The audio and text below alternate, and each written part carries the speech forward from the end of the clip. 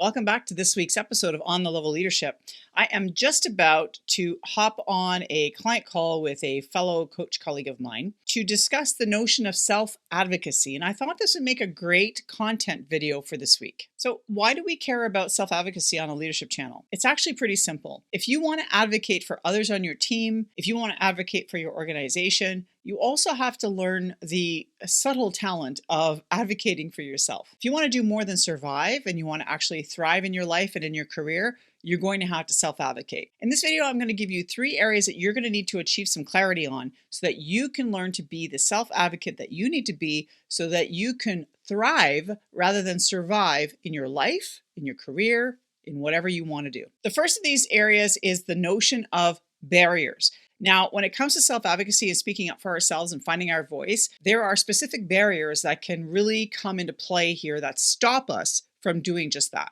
I like to be very holistic when it comes to barriers and think about the body, the human, your experience as a system, not just as a single point of experience. Common barriers can be psychological, they can be emotional, they can be cultural, there could be an intellectual barrier, there could be a communication barrier, there could be physical barriers. There are barriers of all sorts in our system around us that keep us from speaking up. Some of the more common ones, the things that I kind of experienced when I was either growing up, becoming an adult, or growing in my career, were things like fear of rejection, fear of change. If I take this action, if I speak up for myself, it's going to mean a change in my relationships or a change in my status in my career. It may mean feeling like you're a burden. Maybe you've asked for things before and you just don't want to ask again because you're going to feel like you're a burden to somebody. Maybe you're afraid of rejection, that someone's going to say no to your advocacy, or that you might lose your job, or that you'll be denied promotion or be considered career limited in some way. Maybe you are yourself a part of an advocacy group, or maybe you have a child who is part of a community that you need to advocate for on a regular basis. And so when it comes to you,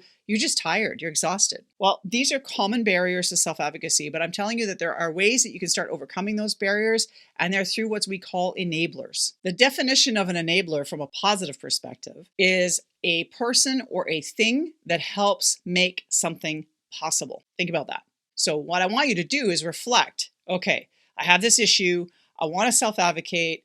I don't know what to do. I want you to ask yourself these questions. Who or what do I have in my environment, in my community, in my surroundings that I can lean on or that I can utilize to support me so that I can make this thing happen? So common enablers might be things like having an ally, finding community, finding other like-minded people who believe the same things you do. It comes down to also understanding your own needs, your own values, your own ethics, and asking whether or not self-advocacy is something you need to do to be able to align with those things. Knowing your truth is a really vital component to this. Another piece to it might be knowing your legal or human rights, or understanding the organizational policies around certain things. So if you're being bullied at work, for example, by either a senior lead or maybe a colleague, what are the things that you have at play that you can leverage to either stop the behavior or to distance yourself from it? Can you ask for a transfer somewhere to kind of move or distance yourself from the situation? Is there an ombudsman you can talk to seek counsel and to maybe get some help on the situation? The biggest piece here is not feeling alone. It's all about figuring out how to enable yourself to make decisions and to take action to change the way things are going in your life at the moment. For me, finding community was essential. So when I was dealing with a narcissistic colleague who was trying to sort of derail my career path, if you will, and trying to make me look bad to everybody, what I did is I sought out allies, the people that believed the same things I did. I maintained my professional demeanor. I did my research and talked to the ombudsman and to my union representative to get a sense of what I could and couldn't do. I knew that in order to enable me to be able to take action or to be able to support myself or defend myself or to be accountable or an advocate for myself, I had to put all the research and all of the evidence together in one area and really do it in a way that was professional, educated, well-informed, and followed every policy of the organization. Because if I did that, there was no way that I could lose, essentially. Even if I did feel that it might be career limiting or that he might be successful, the reality is in the end, by finding my enablers and by finding my community and establishing and understanding what my rights were, what I was allowed to do, not allowed to do, and following within the constraints of the rules, I was actually able to demonstrate that I was not the irrational one. And I was able to demonstrate that I was in fact the one that was actually defending myself against this behavior. And it turns out that as I did that, others started to feel braver in speaking up. And there were actually formal complaints that were eventually placed on this individual. The reality is you're going to have to find the enablers that are going to help you take action so that you can advocate for yourself. And finally, I want you to really be clear about the cost of inaction. So whether you decide not to do something or you decide to do something, they're both decisions. If you do nothing and you stay in the exact status quo, what's the price of that?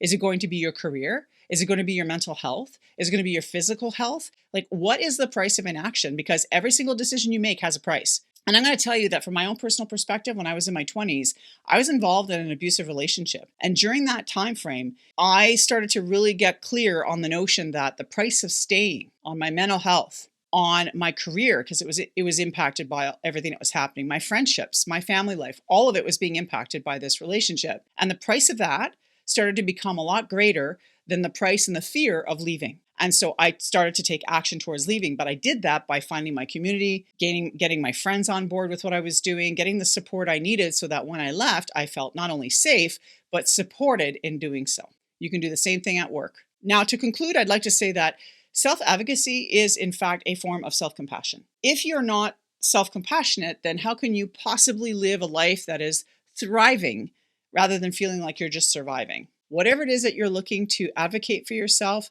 the key here is to understand your values, know what it is you need, start identifying the steps that you need to take, the allies you need to have, the community you need to establish and be a part of, and then start taking steps, because action is really the only way you overcome fear and anxiety.